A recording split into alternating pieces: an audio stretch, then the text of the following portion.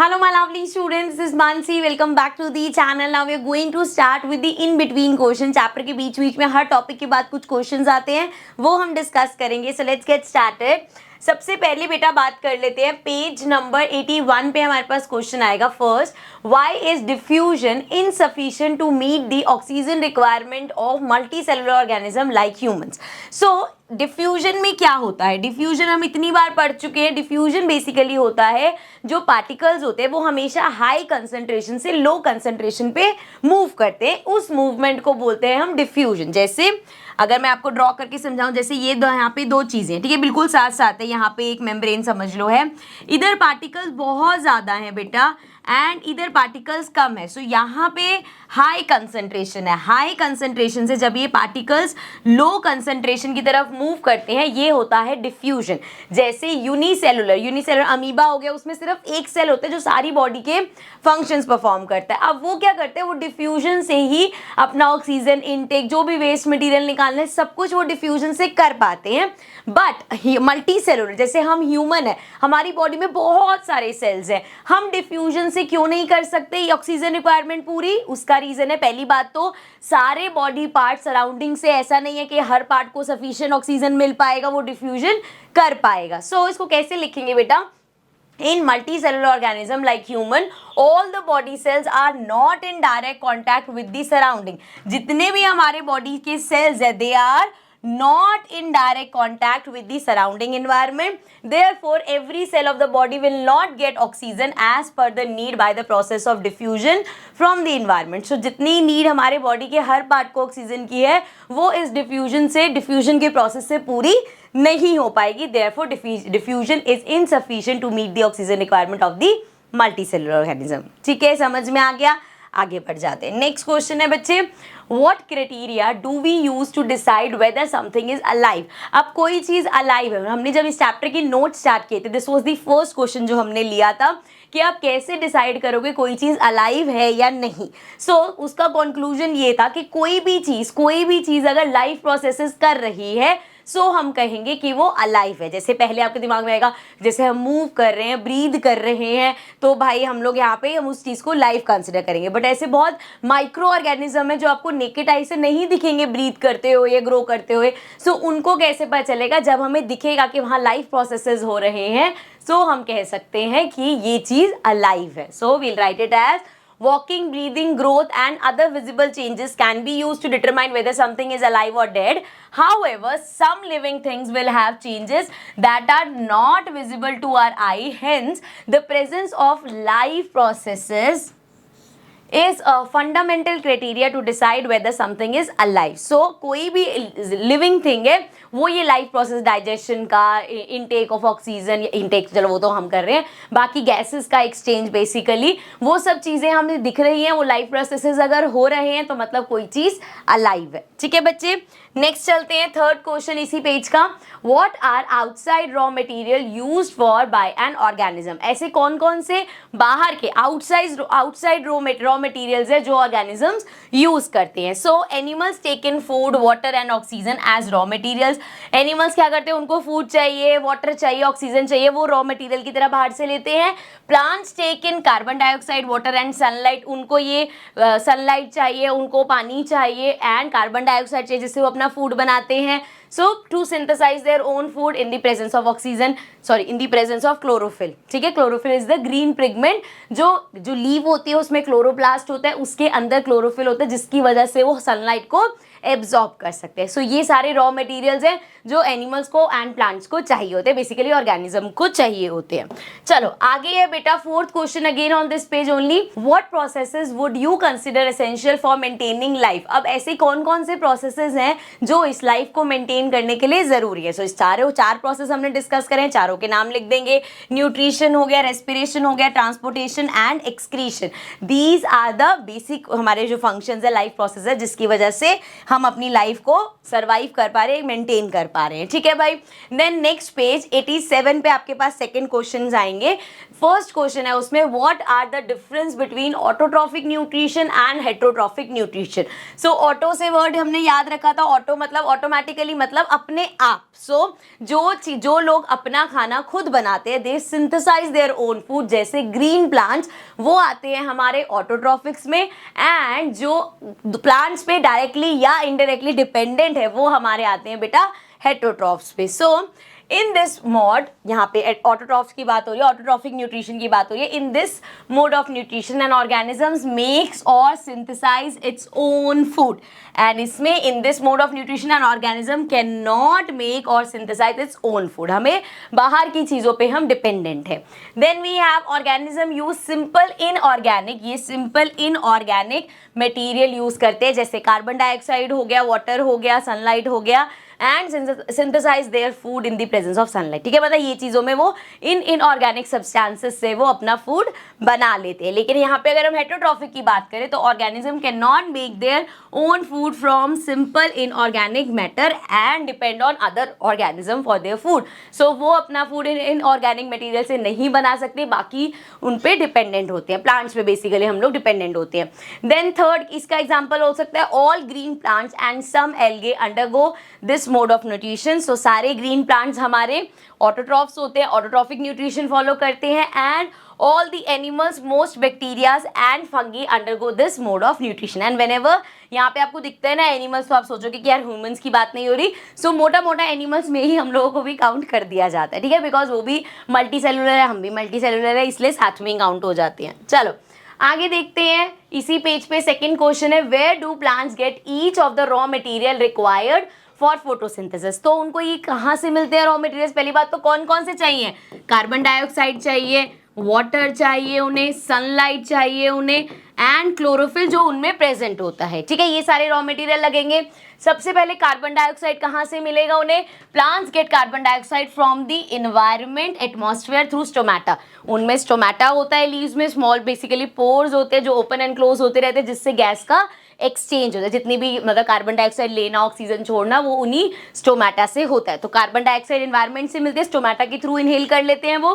Then comes water. Water कहाँ से लेते हैं? Plants absorb water from the soil through roots and transport to leaves. जैसे किसी भी प्लांट को पानी हम कहाँ देते हैं? रूट्स में देते हैं, तो वहाँ से वो उस पानी को एब्जॉर्ब करके पूरे प्लांट में ट्रांसपोर्ट करता है। Then sunlight, plants get sunlight from direct sun से मिलता है भाई वो तो। Then we have chlorophyll, it is present in chloroplast found in green leaves and green part of plants. So plants के अंदर क्लोरोप्लास्ट होता है, क्लोरोप्लास्ट के अंदर क्लोरोफिल होता है। ठीक है, चलो आगे बात करते हैं। Third question again on the same page. So what is the role of acid in our stomach? आप सबको पता है, हमने जब ये टॉपिक किया था तो हमने देखा था हाइड्रोक्लोरिक एसिड प्रेजेंट होता है हमारे स्टमक में, जिसका काम क्या होता है? मीडियम को एसिडिक बनाना। अभी क्यों यूजफुल है? पहली चीज तो जितने भी एक्स्ट्रा बैक्टीरियाज वगैरह है उसको ये किल करने में हेल्प करता है, और दूसरा हमारा एक एंजाइम होता है पेप्सिन, वो उसका काम क्या होता है? प्रोटीन्स का ब्रेक डाउन करना। अब वो काम तभी कर सकता है जब एक लेवल ऑफ पीएच मिले उसको, और पीएच लेवल उसका एसिडिक होता है जिसमें वो काम कर सकता है। तो जब वो मीडियम एसिडिक होता है तब पेप्सिन का वर्क कर सकता है एंड हमारा प्रोटीन्स का ब्रेक डाउन होता है। तो इसको कैसे लिखेंगे बेटा? The stomach has hydrochloric acid present in it. This acid plays two important roles. दो इंपॉर्टेंट रोल है इसके। पहला, it activates pepsin the protein digesting enzyme. Due to HCl this enzyme can work as its optimum pH level, thus digesting protein. So proteins में help, proteins digest, ये confusion नहीं रखनी कि proteins digest hydrochloric acid कर रहा है। Hydrochloric acid help कर रहा है पेप्सिन को अपना काम करने। पेप्सिन का काम है प्रोटीन्स को डाइजेस्ट करना। दूसरा क्या है इसका? HCl kills any bacteria that enters the stomach with the food which protects from infection. ठीक है, तो हमें जो भी एक्स्ट्रा कोई भी फूड के साथ बैक्टीरिया वगैरह चला गया तो उसको किल कर दे ताकि हमारी बॉडी को इन्फेक्शन से बचा सके। ठीक है बेटा, आगे बढ़ जाते हैं। आगे फोर्थ क्वेश्चन सेम पेज पे, what is the function of digestive enzyme? So digestive enzyme का क्या फंक्शन है? अलग अलग डाइजेस्टिव एंजाइम्स हैं हमारे पास। जैसे सबसे पहले माउथ में जब हम च्यू करते हैं तो सलाइवरी ग्लैंड एक एंजाइम छोड़ता है जिसका नाम होता है एमिलेज, उसका अलग प्रोसेस है। देन स्टमक में जाएंगे तब कुछ एंजाइम आएंगे, स्मॉल इंटेस्टाइन में जाएंगे तब कुछ एंजाइम आएंगे। तो हर एंजाइम का अलग अलग फंक्शन है। सो हम यहाँ पे एक करके उसको पढ़ेंगे। The food we eat is complex in nature, that is it contains complex molecules. Digestive enzymes break down these complex molecules into smaller similar molecules. तो भैया अब जो हम खाना खा रहे हैं that is complex in nature, इसका ब्रेक डाउन करना पड़ता है और अलग अलग एंजाइम हेल्प करते हैं इसको ब्रेक डाउन करने में, ठीक है। सो दैट ताकि वो आराम से एब्जॉर्ब हो सके खाना, ठीक है भाई। सो पहले स्टेप पे हमें मिलते हैं हमारा सलाइवरी एमाइलेज, जो कि माउथ में मिलेगा। Chemically digestion of carbohydrates in the form of starch to sugar. So हमारे खाने में जो कार्बोहाइड्रेट्स है, बेसिकली जो स्टार्च है बच्चे, उसको कन्वर्ट करता है शुगर में, ठीक है बेटा। तो ये काम होता है पहले वाले हमारे एंजाइम का। दूसरा फिर स्टमक में हमें मिलता है पेप्सिन, लास्ट क्वेश्चन में भी इसकी बात कर रहे थे। इसका काम क्या होता है बेटा, प्रोटीन को ब्रेक डाउन करना, present in the food in smaller molecules. So protein का ब्रेक डाउन करता है। देन आगे जाके हमें पेनक्रियास से मिलता है ट्रिप्सिन। ट्रिप्सिन का काम क्या होता है बेटा, पहली बात तो कहाँ रिलीज होता है, ये स्मॉल इंटेस्टाइन में। पेनक्रियास बेसिकली स्मॉल इंटेस्टाइन में इसको देते हैं। It fasten the break down of proteins, again protein का ब्रेक डाउन को वो फास्ट अप कर देता है। यहाँ पे ऑलरेडी स्टमक में हो रहा था, स्मॉल इंटेस्टाइन में आके भी वो ब्रेक डाउन चल रहा है। देन लास्ट कम लिपेज, अगेन पेनक्रियाज ही सेक्रेट करते हैं, इसको कहाँ करते हैं, स्मॉल इंटेस्टाइन में। एंड ये हमारा हेल्प करता है फैट्स को इमल्सिफाई करने में। So emulsification of fats, basically fats के जो बड़े बड़े ग्लूकोज हैं उनको स्मॉल स्मॉल पार्ट्स में ब्रेक डाउन करता है, ठीक है बेटा। चलो आगे बढ़ जाते हैं। आगे अगेन सेम पेज पे फिफ्थ क्वेश्चन है, how is this small intestine design to absorb digested food. अब हमें पता है हमारा फाइनल सारा डाइजेशन का काम कहाँ खत्म होता है, कंप्लीट डाइजेशन स्मॉल इंटेस्टाइन में होता है। अब स्मॉल इंटेस्टाइन कैसे सारा फूड जो है उसको एब्जॉर्ब करती है, सो उसका जो स्ट्रक्चर बना होता है हमने ये पढ़ा था। फिंगर लाइक प्रोजेक्शन विलीज होती हैं जो अपने आप को ऐसे एक्सपैंड करके सरफेस एरिया बढ़ा देती है, जिससे एब्जॉर्प्शन बढ़ जाता है। So we'll write it as the small intestine is designed to provide maximum area for absorption of digested food and its transfer into the blood for the circulation into the body.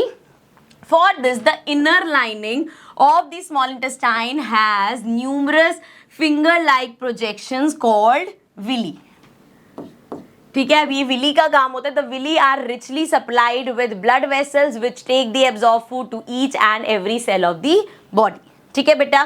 आगे बढ़ जाते हैं। Next है हमारे पास page 91 में first question, what advantage over an aquatic organism does a terrestrial organism have with regard to obtaining oxygen for respiration. अब देखो जो एक्वेटिक हैं वो बेटा पानी में रहते हैं, तो उनको जो ऑक्सीजन मिलेगा वो भी इस पानी में से मिलेगा, मतलब जो उनको ऑक्सीजन मिल रहा है that is the dissolved oxygen, ठीक है।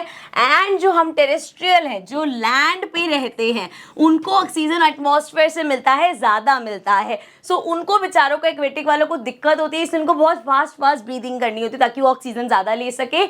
हम लोगों के साथ ऐसा केस नहीं है, हमें एटमॉस्फेयर से बहुत ऑक्सीजन मिल जाती है। So will write it as terrestrial organisms breathe by using atmospheric oxygen. So हमें atmospheric oxygen मिल जाती है, whereas aquatic organism take oxygen dissolved in water.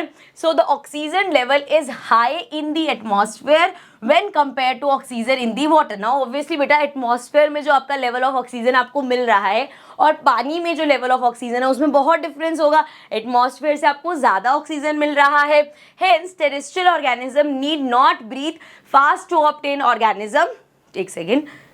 Hence terrestrial organism need not to breathe faster to obtain oxygen.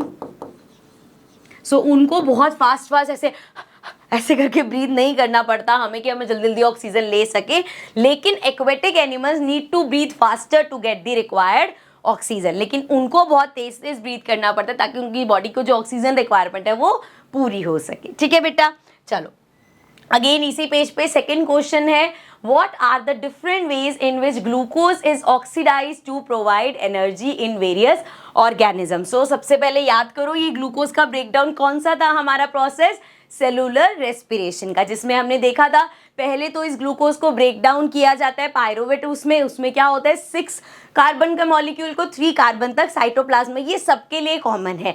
Then comes वो 3 parts में divide हो जाता है, एक absence of oxygen में क्या क्या बनेगा, देन लैक ऑफ ऑक्सीजन में क्या क्या बनेगा, and when there is lots of oxygen presence, मतलब प्रेजेंस ऑफ ऑक्सीजन में क्या होगा रिएक्शन। ठीक है, तो हम पढ़ेंगे एंड साथ साथ समझते हुए चलते हैं। तो first step of break down of glucose, जो कि हमारा 6 कार्बन मॉलिक्यूल है, take place in the cytoplasm of cell of all organism, चाहे वो ऑक्सीजन पे डिपेंडेंट है चाहे वो ऑक्सीजन पे नहीं है, सब में ये स्टेप कॉमन रहता है। उनके साइटोप्लाज्म में 6 कार्बन हमारा ब्रेक डाउन होता है। This process yields a 3 carbon molecule compound called pyruvate. So 6 carbon से 3 कार्बन पे आ जाता है, ब्रेक डाउन हो जाता है। साइटोप्लाज्म में भी ये ब्रेक डाउन होता है बेटा, और सब ऑर्गेनिजम्स में सेम रहता है। उसके बाद है further break down of pyruvate takes place in different ways in different organisms. अब अलग अलग वेज में वो होता है, किसी में प्रेजेंस ऑफ ऑक्सीजन है, किसी में एब्सेंस ऑफ ऑक्सीजन है, किसी में लैक ऑफ ऑक्सीजन है। ठीक है, सो इसको ऊपर कर लेते हैं थोड़ा सा। जहां पे बेटा एनारोबिक रेस्पिरेशन है, एनारोबिक मतलब where there is absence of, ये हमने याद किया था एरोबिक, एरोबिक है वैसे, लेकिन उसको हम अगर पढ़े एरोबिक तो मतलब there is presence of air, presence of oxygen. When we talk about anaerobic, so there is absence of oxygen, so there is no oxygen basically. So the anaerobic respiration plants like yeast वगैरह हैं, so they produces ethanol and carbon dioxide as end product, plus energy तो सब release करते ही हैं। सो इसमें क्या and products है हमारे पास, एथेनॉल और कार्बन डाइऑक्साइड। फिर हम बात करते हैं एरोबिक रेस्पिरेशन की, मतलब जहां पे हमारे पास ऑक्सीजन अच्छा खासा है।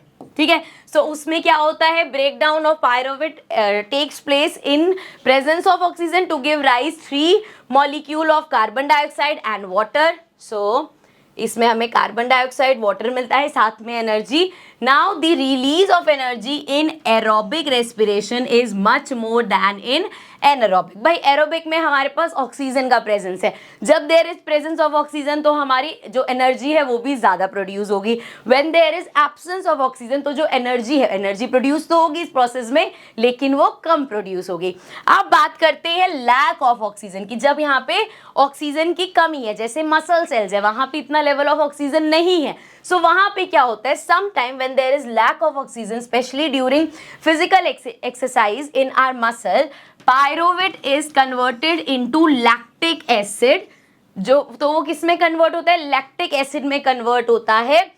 Formation of lactic acid in muscles causes cramps, और इसी लैक्टिक एसिड की वजह से कभी कभी एकदम चलते चलते या एक्सरसाइज करते हुए हमारे पैरों में हाथों में क्रैम्प्स आ जाते हैं, वो इसी लैक्टिक एसिड की वजह से होता है। ठीक है, चलो आगे बढ़ जाते हैं बेटा।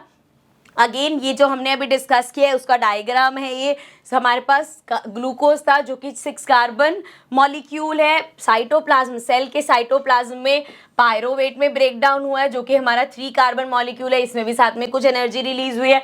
फिर ये 3 पार्ट्स में डिवाइड हो जाता है बच्चे। अगर there is absence of oxygen so वहां पे एथेनॉल बनेगा, कार्बन डाइऑक्साइड बनेगा और एनर्जी रिलीज होगी, लेकिन ये कम होती है कंपेयर टू दिस वन, अभी इस पे आ रहे हैं। Then by lack of oxygen, अगर ऑक्सीजन कम है तो लैक से याद रखोगे lactic, so lack of oxygen में लैक्टिक एसिड बनता है एंड एनर्जी तो है ही हमारे पास। और कैसे याद रहेगा, मसल सेल्स में, क्योंकि क्रैम्प्स हमेशा मसल्स में पड़ते हैं, सो हमें याद रहेगा कि ये मसल सेल में होता है। देन बच्चे प्रेजेंस ऑफ ऑक्सीजन, प्रेजेंस है, अगर ऑक्सीजन का प्रेजेंस है तो ये माइटोकॉन्ड्रिया में प्रोसेस होता है, मतलब आगे का ब्रेकडाउन का प्रोसेस। इसमें कार्बन डाइऑक्साइड, वाटर और एनर्जी रिलीज होती है। अब क्योंकि यहाँ प्रेजेंस ऑफ ऑक्सीजन है सो इसकी एनर्जी ज्यादा रिलीज होती है कंपेयर टू एनारोबिक में, जो इनमें लैक ऑफ ऑक्सीजन और एब्सेंस ऑफ ऑक्सीजन में जो एनर्जी प्रोड्यूस होती है वो कम होती है एज कंपेयर टू जो प्रेजेंस ऑफ ऑक्सीजन में होती है। ठीक है बेटा, चलो आगे बढ़ जाते हैं।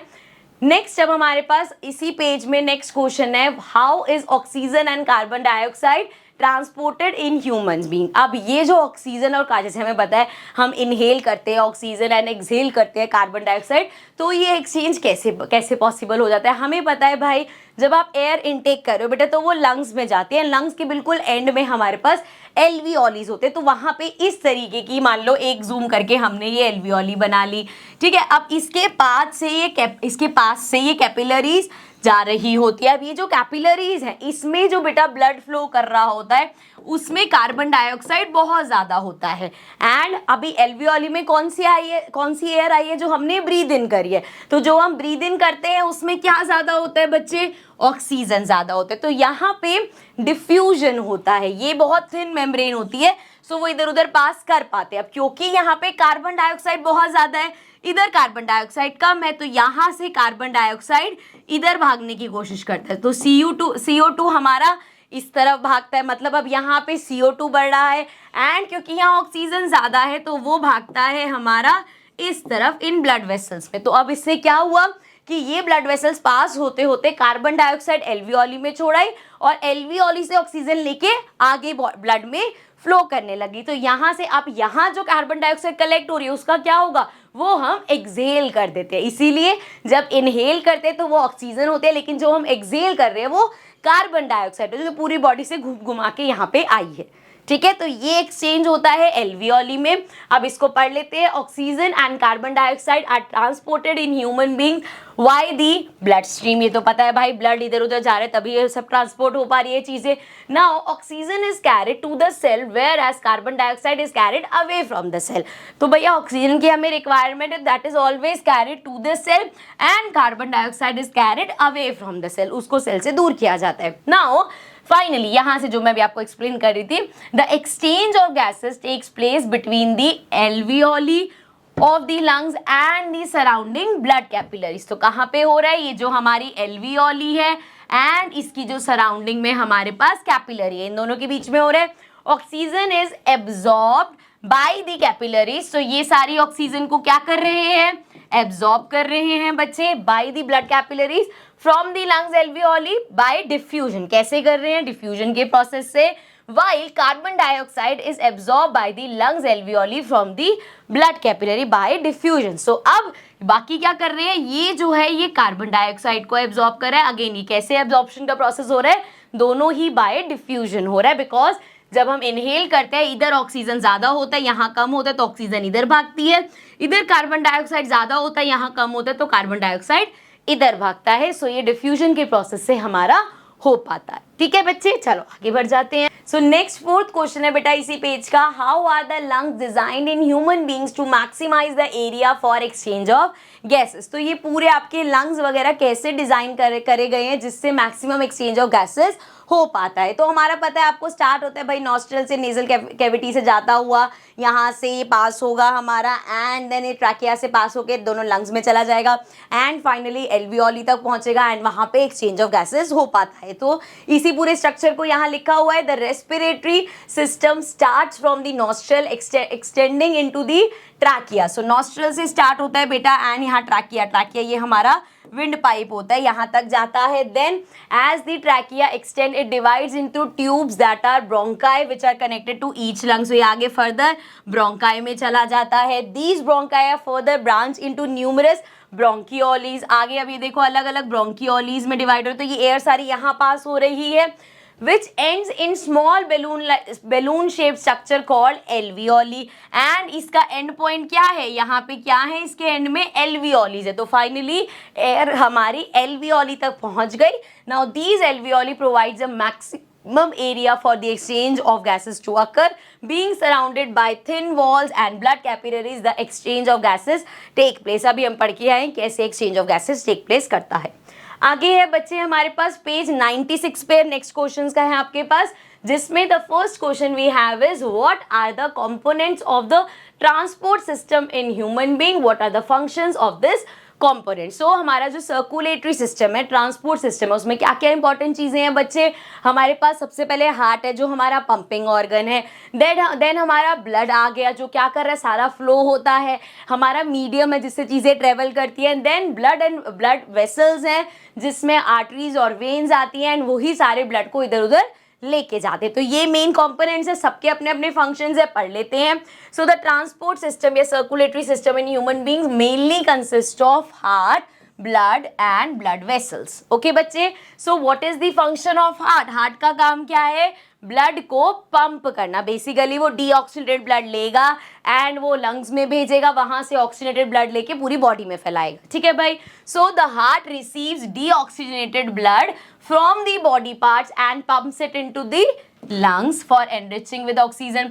नाउ अब ये देखो उसने लंग्स में भेजा, फिर एल्वियोली उसको ऑक्सीजन भर देगी उसमें। It receives purified blood from lungs and pumps it around the body. ठीक है, डीऑक्सीजनेटेड ब्लड मतलब जिसमें ऑक्सीजन कम कार्बन डाइऑक्साइड ज्यादा है। ठीक है, वो होता है डीऑक्सीजनेटेड। इसी का ही ऑपोजिट हमारा ऑक्सीजनेटेड ब्लड होता है, जिसको यहाँ पे प्यूरिफाइड ब्लड बोला है। सो कभी उसको ऑक्सीजन रिच ब्लड बोल देंगे, ऑक्सीनाइज्ड ब्लड बोल देंगे। सो इस तरीके से नाम अलग अलग हो सकता है, बट आप पढ़ोगे तो समझ में आ जाएगा किसकी बात हो रही है। Then function of blood. अब ब्लड का क्या फंक्शन है भाई? Blood transport oxygen, carbon dioxide, digested food, hormones and nitrogenous waste like urea. It also protects the body from diseases and regulates the body temperature. So blood का काम होता है भाई, जितनी भी हमारी चीज़ों का ट्रांसपोर्ट है सारा ब्लड ही करता है। एंड हमारे ब्लड के अंदर वाइट ब्लड सेल्स होते हैं जो हेल्प करते हैं अलग अलग जो माइक्रोब्स है उससे फाइट करने, मतलब बॉडी में जो हमारे बैक्टीरिया वगैरह हैं उसको उससे फाइट करते हैं, तो वो भी एक ब्लड का ही काम है। Then what is the function of blood vessels? अब इन ब्लड वेसल्स का क्या फंक्शन है? The blood pushed by the heart flows through the blood vessels. तो जो भी ये हार्ट ब्लड को पुश कर रहा है वो फ्लो कैसे कर रहा है हमारी बॉडी में? Through the veins and arteries and capillaries, जिसको हम ब्लड वेसल्स बोलते हैं। And also comes back to the heart through them. और इसी से ही मतलब जो भी ब्लड का फ्लो है बेटा वो इन ब्लड वेसल से ही हो पाता है। एंड ये ब्लड वेसल्स हेल्प करते हैं ब्लड को इधर उधर ट्रांसपोर्ट करने में। ठीक है, आगे बढ़ जाते हैं। नेक्स्ट हमारे पास क्वेश्चन नंबर 2 सेम पेज पे, why is it necessary to separate oxygenated and deoxygenated blood in mammals and birds? अब ये क्यों भाई ऑक्सीजनेटेड ब्लड? जैसे हमारे हार्ट में भी हमने देखा दो साइड्स है, हमने ऐसे पढ़ा था ना कि भाई एक ये वाली साइड होती है जिसको हम राइट साइड बोलते हैं, एंड एक ये साइड होती है जो लेफ्ट साइड होती है। एंड इधर सारा हमारा ब्लू वाला ब्लड रहता है, ब्लू वाला मतलब डीऑक्सीजनेटेड ब्लड रहता है, एंड यहाँ पे सारा हमारा ऑक्सीजनेटेड ब्लड रहता है। सो ये डिवाइड करने की चैम्बर्स वगैरह क्यों बने हुए, इनको क्यों अलग रखने की जरूरत है? Separation of oxygenated and deoxygenated blood allows good supply of oxygen. It allows good supply of oxygen to the body. जब ये अलग रहते हैं, अगर ये दोनों मिक्स हो जाए तो ऑक्सीजन का सप्लाई इतना अच्छा नहीं रहेगा। हम जो मेम्बर्स हैं उनको बहुत सारी एनर्जी चाहिए काम करने के लिए, दैट मीन्स हर पार्ट को अच्छे से ऑक्सीजन चाहिए, इसलिए इन दोनों को हम अलग रखते हैं। So this system is useful in animals that have high energy requirement.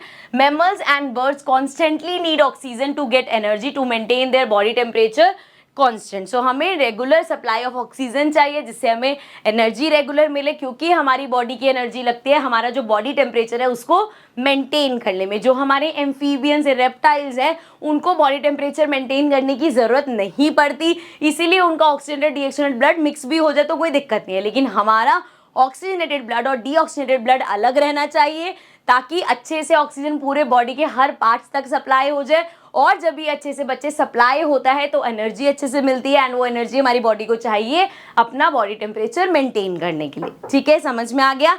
आगे चलते हैं। Now question 3 on the same page, what are the components of transport system in highly organised plants? अब भैया क्या क्या कंपोनेंट्स है एक हाईली ऑर्गेनाइज्ड प्लांट में जो इस ट्रांसपोर्ट में हेल्प करते हैं? हमने दो चीजें पढ़ी थी, जाइलम और फॉइलम, जिसमें जाइलम का काम जाइलम और फॉलम होता है। जाइलम का बेटा काम क्या होता है? वाटर को ट्रांसपोर्ट करना, and phloem is responsible to transport all the food and everything. ठीक है, तो पढ़ लेते हैं। There are 2 types of conducting tissues in highly organised plants that carry out transportation, one is xylem and other one is phloem. So xylem conduct water and minerals मतलब वही water में जो मिक्स होते हैं minerals, from roots to the rest of the plant. So उसका काम होता है जो रूट्स है वहां से पानी लेके पूरे प्लांट में उस पानी को ट्रांसफर करना। Similarly phloem transport food material from the leaves to other plants of the plant. अब सारा खाना कहाँ बन रहा है? वो लीव्स में बनता है, तो उन लीव्स से लेके पूरे प्लांट तक वो खाने पहुंचाने का काम फ्लोएम है। ठीक है भाई, चलो आगे बढ़ जाते हैं बेटा। 4th question on the same page, how are water and mineral transported in plant? So अभी हमने पढ़ा वाटर एंड मिनरल्स को ट्रांसपोर्ट करने का काम बेटा जाइलम का होता है। सो वो कैसे करता है? देखो इस तरह से ये कंडक्टिंग टिश्यू है, ऑल्सो ये डेड सेल्स होते हैं इसमें। सो यहाँ पे सिर्फ अपवर्ड मूवमेंट होता है पानी का। अब ये कैसे ट्रांसफर करता है पढ़ते पढ़ते मैं एक्सप्लेन करूंगी, या पहले एक बार एक्सप्लेन कर देती हूँ। 2 तरीके होते हैं। देखो यहाँ पे पानी कहाँ से आता है? हम लोग रूट्स में पानी देते हैं, ठीक है। तो डिफ्यूजन से पानी जो है हमारा वो रूट्स में आना शुरू हो जाता है। तो यहाँ पे ये सारी रूट्स में मान लो आपका पानी फैल गया, ठीक है। अब भैया पानी को ऊपर लेके जाना है, ग्रेविटी के अगेंस्ट पानी ऊपर कैसे जाएगा, जाता जाइलम की हेल्प से, पर कैसे? तो इसके दो रीजन है। पहला है जैसे यहाँ पे देखो एक लीफ है, ठीक है, यहाँ पे इसके पास पानी है, अब यहाँ पे ट्रांसपिरेशन होगा। ट्रांसपिरेशन मतलब जितना एक्सेस वाटर है वो इवेपोरेशन से उड़ जाता है। अब जैसे इसके पास पानी खत्म होगा, अब इसको खाना बनाना है, ये पानी कहेगी भैया और पानी दो और पानी दो, जिसकी वजह से सक्शन प्रेशर बनेगा। जब ये सक्शन का प्रेशर बनेगा तो पानी, जैसे अब यहाँ नीचे से पानी है, आप उसको खींच रहे हो पानी को, तो अपने आप ग्रेविटी, जैसे एक वेल है उसमें से बकेट डाल के पानी खींच रहे, तो क्या हो रहा है बेटा, वो ग्रेविटी के अगेंस्ट पानी ऊपर आ रहा है। तो सिमिलरली यहाँ पे भी इस ट्रांसपिरेशन की वजह से सक्शन प्रेशर क्रिएट होगा, जिससे पानी ऊपर की तरफ ट्रेवल कर पाएगा। एंड ट्रेवल किससे करेगा, अगेन ये जाइलम से ट्रेवल करेगा।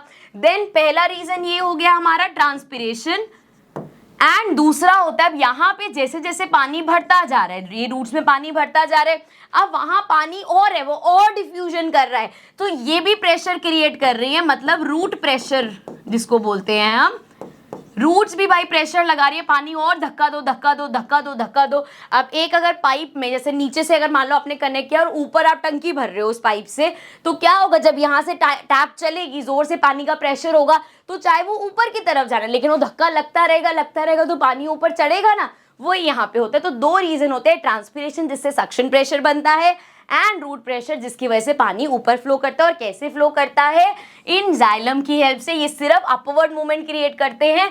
अब इसको ढंग से पढ़ते हैं, अब आपको अच्छे से समझ में आ गया होगा। So parts of xylem root, stem and leaves have interwoven tracheates and vessels that form a continuous system of water conducting channels that reach all section of the plants. So ये जो हमारा जाइलम है, इसका structure कुछ ऐसा बना होता है कि इसमें अपवर्ड मूवमेंट हो पाता है, एंड ये अपवर्ड मूवमेंट करता हुआ हर जगह जितने भी बॉडी उसके प्लांट के पार्ट्स हैं उसको पानी देता हुआ जाता है। नाउ आगे हो सकते हैं, suction pressure is created by transpiration. ये सक्शन प्रेशर बनता है ट्रांसपिरेशन की वजह से, which forces water into the xylem cells of the root. So जिससे जैसे यहाँ पानी है और वो सक्शन प्रेशर बन रहा है तो वो पानी फ्लो हो पाता है। Following this water will flow steadily from the root xylem to all section of the plants by the interconnected water conducting channel. So ये आपस में जितने भी जाइलम्स हैं इसके एक दूसरे से पूरा कनेक्टेड है, एंड वाटर का फ्लो हो पाता है। ठीक है बच्चे, आगे बढ़ जाते हैं।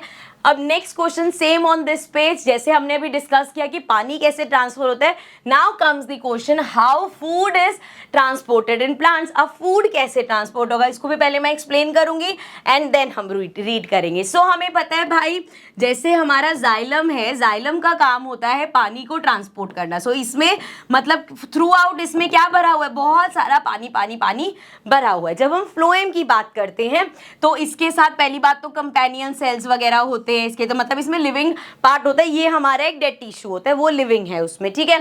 अब भैया जब खाना प्रिपेयर हो गया, इसके पास अच्छा खासा खाना आ गया, अब ये इसका काम है इस खाने को अलग अलग पार्ट्स तक पहुंचाना। जैसे मान लो प्लांट का एक पार्ट यहाँ पे है, इसमें खाने कम है, अब इसको यहाँ खाना चाहिए। अब पहली चीज आएगी भाई, इसको पता कैसे चलेगा, वो नीचे भी हो सकता है जिसको खाना चाहिए, ऊपर भी कोई पार्ट हो सकता है जहाँ पे खाना चाहिए। सो ये कैसे होगा, यहाँ पे बेटा जैसे अभी तक हम डिफ्यूजन पढ़ते हुए आ रहे थे, यहाँ पे होगा ऑस्मोसिस। इसमें क्या होता है बेटा, जैसे डिफ्यूजन में हमने पढ़ा, जैसे दो चीजें हैं, यहाँ पे बहुत सारे पार्टिकल्स हैं, इधर पार्टिकल्स कम है। सो हाई कंसंट्रेशन से लो कंसंट्रेशन पे पार्टिकल्स मूव करेंगे, जिससे हमें डिफ्यूजन होगा।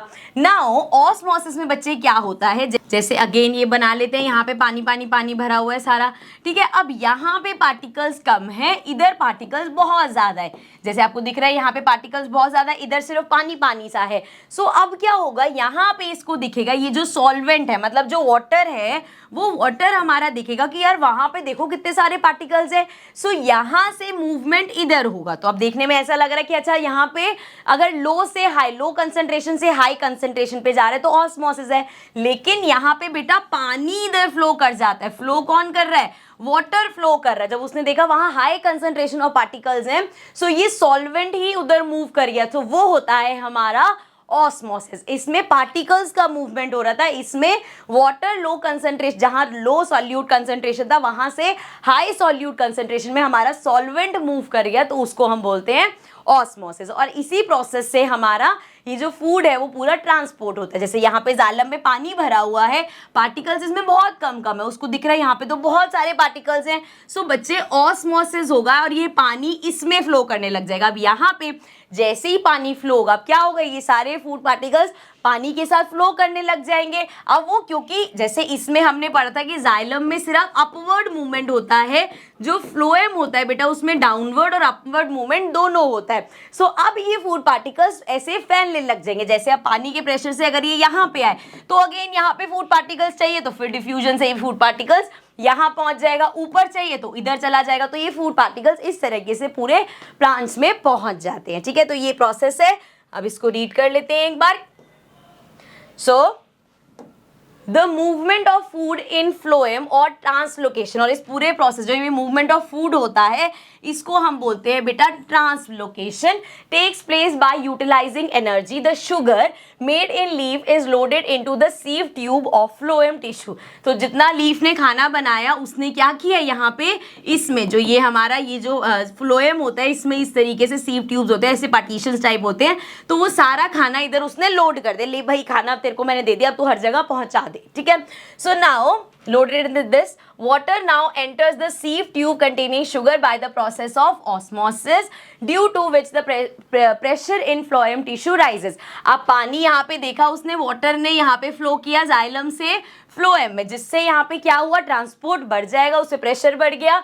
This high pressure produced in the phloem tissue moves to the food to all parts of the plant। अब यहाँ जो प्रेशर पड़ रहा है पानी का, उससे जैसे इसको चाहिए था तो ये फूड जैसे ही मूव करेगा अपने आप यहाँ तक, जहाँ जहाँ पे भी रिक्वायरमेंट है वहाँ पे फूड पहुँच जाएगा। So this high pressure produced in phloem tissue moves the food to all parts of the plant having less pressure in their tissues. This allows the phloem to transport food according to the needs of the plant। तो जहाँ जहाँ पे need है, जैसे यहाँ पे कम था तो यहाँ दीदी इधर इस जिस भी यहाँ पे जहाँ जहाँ पे भी कम होगा उस तरह पे वो ट्रांसपोर्ट कर देगी। एंड इस तरह से फ्लोएम सारी जगह पे फूड को ट्रांसपोर्ट कर देते हैं, जिसको हम ट्रांसलोकेशन भी कहते हैं। Now moving to the next page, page 98 में हमारे पास क्वेश्चन आएगा। The first question is describe the structure and functioning of nephrons. अब अगर मैं नेफ्रॉन्स की बात करें तो हमने ये कहाँ पढ़ा था कि हमारी किडनी के अंदर there are numerous number of nephrons, जिसका काम क्या होता है, फिल्टरेशन करते हैं ब्लड की एंड यूरिन का फॉर्मेशन होता है। तो कैसा इसका स्ट्रक्चर होता है और क्या इसके फंक्शन होते हैं वो डिस्कस करेंगे। Nephrons are the filtration units of the kidney which are large in numbers. तो ठीक है, किडनी में बहुत सारे होते हैं ये। The main components of nephrons are, इसके क्या क्या कॉम्पोनेंट्स होते हैं बेटा, पहले ये हमने ये पढ़ा था, ये हमारा क्या होता है यहाँ पे जो बन रहा है, this is Bowman's capsule and इसके अंदर देयर आर ग्लोमेरुलस, मतलब जो आर्टरीज या कैपिलरीज है वो इस तरह से ऐसे जंजाल बना के इसके अंदर बैठी हुई है और यही सारा फंक्शन वो फिल्ट्रेशन का कर रहे हैं। ठीक है, सो ग्लोमेरुलस होता है बेटा, वोमेन्स कैप्सूल हमने पढ़ लिया। देन आगे आप देख सकते हो लॉन्ग रीनल ट्यूब। सो यहाँ से आप देख सकते हो पूरा ट्यूब का स्ट्रक्चर है। सो जो भी यहाँ फिल्ट्रेट बना वो सारा इन ट्यूब से ऐसे पास होता हुआ, ऐसे जाता हुआ इस कंडक्टिंग डक्ट में आके कलेक्ट हो जाता है। सो ये पता नहीं यहाँ पे स्ट्रक्चर क्यों लिख दिया इसमें, ये बेसिकली स्ट्रक्चर यही है इसका, ये सब इसके कंपोनेंट्स होते हैं। एंड अब हम बात करते हैं कि कैसे सारा होता है, तो पहले मैं आपको डायग्राम्स में समझा देती हूँ, देन हम रीड करेंगे तो वो ज़्यादा ईजी रहेगा। सो बेटा हमारी जो रीनल आर्टरी होती है उसका काम होता है ये सारे ब्लड को इधर लेके आते हैं, यहाँ पे कलेक्ट होके सारा फिल्ट्रेशन का प्रोसेस होता है। एंड जब वो फिल्टर हो जाता है तो यहाँ से उस फिल्ट्रेट को इन ट्यूब्स में भेज देता है। अब जब वो इन ट्यूब्स में ट्रेवल कर रही होती है तो यहाँ पे आपको इसके आसपास दिख रही है कितनी सारी कैपिलरीज वगैरह हैं, इनका काम होता है इस फिल्ट्रेट में अभी भी जो अमीनो एसिड हैं या जो सॉल्ट्स हैं या एक्सेस वाटर है जो हमारी बॉडी को चाहिए बच्चे, वो इसको दोबारा से इस पूरे यहाँ पे जब वो ट्रेवल करता है एब्जॉर्ब कर लेती है। एंड फाइनली अब उसमें कुछ अच्छी चीज़ नहीं रही, सिर्फ यूरिन बचा है, वो जाके इस कंडक्टिंग डक्ट में कलेक्ट हो जाता है। एंड देन ये फर्दर कनेक्टेड होते हैं हमारी किडनी से, एक साथ बाहर निकलते हैं एंड यूरेटर्स की हेल्प से हमारे यूरिनरी ब्लैडर में सारा यूरिन कलेक्ट हो जाता है। अब इसको पढ़ लेते हैं बेटा। So the renal artery brings oxygenated blood to the kidney along with the nitrogenous waste like urea, uric acid and many other substances। So पहला पॉइंट ये हुआ, renal artery ले आई सारा वहाँ पे blood, then the blood gets filtered through the glomerulus and this filtrate enters the tubular part of nephron. So यहाँ पे सारा जो फिल्ट्रेट बना, सारी फिल्ट्रेशन का प्रोसेस इसने किया. ग्लोमेरुलस ने सारा ये काम किया बेटा एंड उसने उन ट्यूब्स में भेज दिया.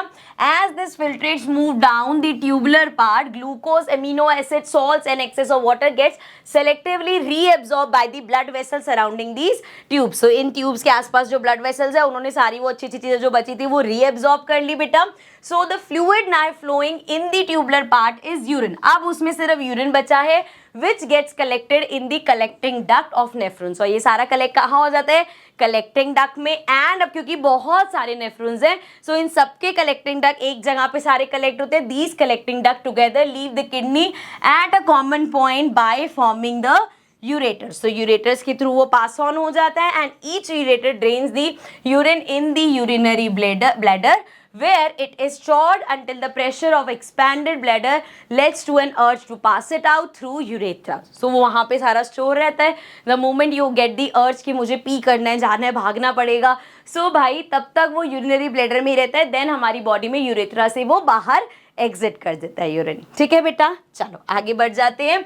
नेक्स्ट है हमारे पास इसी पेज पे second question, what are the method used by plants to get rid of excretory products. जैसे अब हमारी बॉडी में तो पूरा ये एक्सक्रीटरी सिस्टम वर्क करता है जिससे हम वेस्ट प्रोडक्ट निकाल देते हैं, लेकिन बेटा जो प्लांट्स है उसमें वो कैसे अपना जो वेस्ट है, अपना जो फूड के टाइम उनका वेस्ट प्रोड्यूस हुआ है वो कैसे अपने प्लांट से बाहर करते हैं. So the plants get rid of gaseous products. जितना उनका गैसीय, जैसे ऑक्सीजन उनका बाय प्रोडक्ट है, वो उनके किसी काम का नहीं है, सो वो स्टोमेटा के थ्रू उनकी उससे बाहर निकल जाता है. लीव्स में स्टोमेटा होता है, स्मॉल पोर्स होते हैं, ओपनिंग क्लोजिंग करते रहते हैं वो. सो वहाँ छोटे छोटे पोर से ऑक्सीजन बाहर निकल जाता है. या जो हमारी स्टेम होती है उसमें जैसे इस तरह से लेंटिसेल्स होते हैं जहाँ पे वो एरिया निकलता है, वहाँ से वो उस ऑक्सीजन को बाहर निकाल देता है. Then the plant get rid of stored solid and liquid waste by the shedding of leaves. कभी कभी वो क्या करते हैं, जैसे किसी लीव में सारा वो वेस्ट प्रोडक्ट, वो जो भी उसका वेस्ट प्रोडक्ट है वहाँ कलेक्ट होता जा रहा है एंड आफ्टर अ टाइम वो उस लीव को जैसे पत्ता पूरा सूख गया बेचारा एंड वो शेड ऑफ हो गया तो उसके वेस्ट प्रोडक्ट इस तरीके से भी निकल जाते हैं. देन है बेटा the plants get rid of waste by secreting them in the form of gum and resin. So वो अपने वेस्ट को गम और रेजिन जो कि वो जाइलम के सेल्स में स्टोर कर लेते हैं, वहां से भी वो भी जो हमें मिलते हैं ना गम और रेजिन प्लांट से मिलते हैं, वो भी उनके लिए वो वेस्ट प्रोडक्ट है. ठीक है बच्चे. Then plants also secrete some waste substance into the soil around them and कुछ वेस्ट को वो कैसे करते हैं, अपनी रूट्स के थ्रू ही सॉइल में एक्सक्रीट करते रहते हैं. ठीक है, तो इस तरीके से प्लांट्स अपने जो भी एक्सक्रीटरी वेस्ट है उसको अपनी बॉडी से निकालते हैं.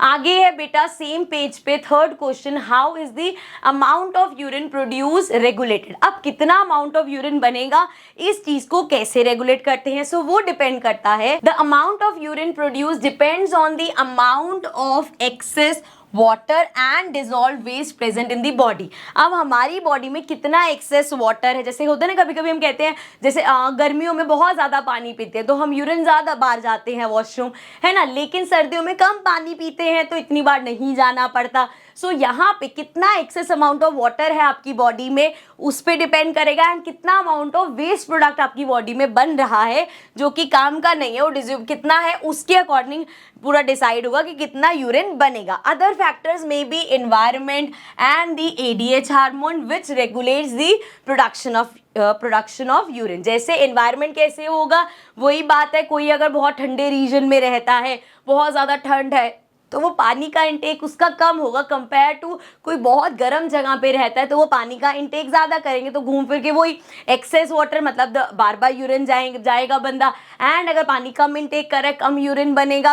एंड उसकी बात ये ADH हार्मोन क्या होता है बच्चे, ADH हार्मोन होता है ये हमारे ब्रेन में एक हार्मोन रिलीज होता है.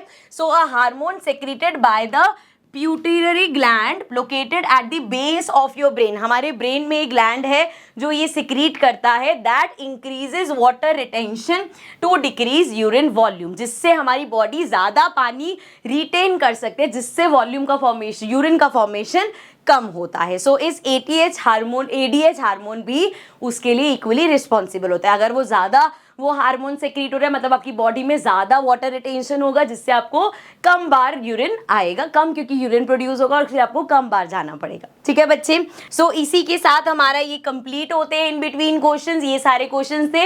इन बिटवीन क्वेश्चन मेरे को लग रहा है इस बार ज़्यादा थे as compare to the back exercise. So इसके बाद हम डिस्कस करेंगे बैक एक्सरसाइज में जो क्वेश्चंस है, but in the next session of course. So I see you all in the next video. Till then take care and bye bye.